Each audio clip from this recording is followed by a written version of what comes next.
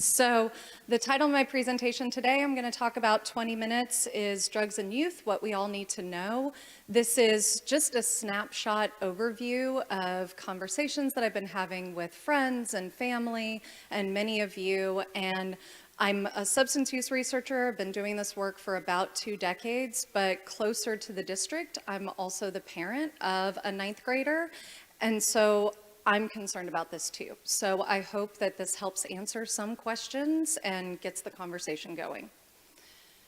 So what's going on nationally? So this is data from the CDC that shows from January 2015 to January 2022, we saw a doubling of drug overdose deaths. So in the 12 months from January 2021 to January 2022, we estimate about 108,000 lives were lost in this country due to drug overdose.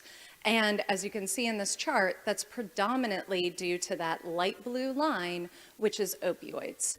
And so opioids include prescription opioids, heroin, and also synthetic opioids. And this is where we see fentanyl. And I'll talk a lot more about that in a little bit.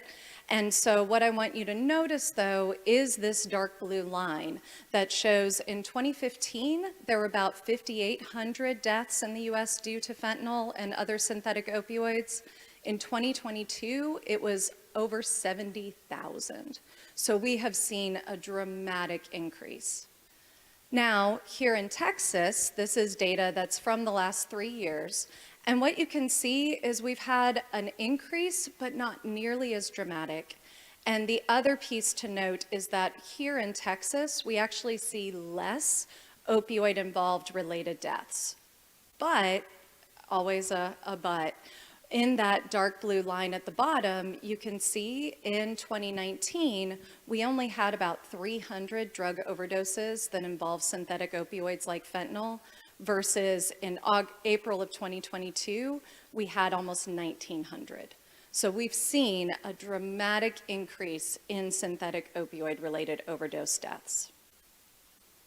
So, focusing more on why we're here today, I like to start by making sure that everybody knows that we have learned so much about our brains in the last 20 to 30 years,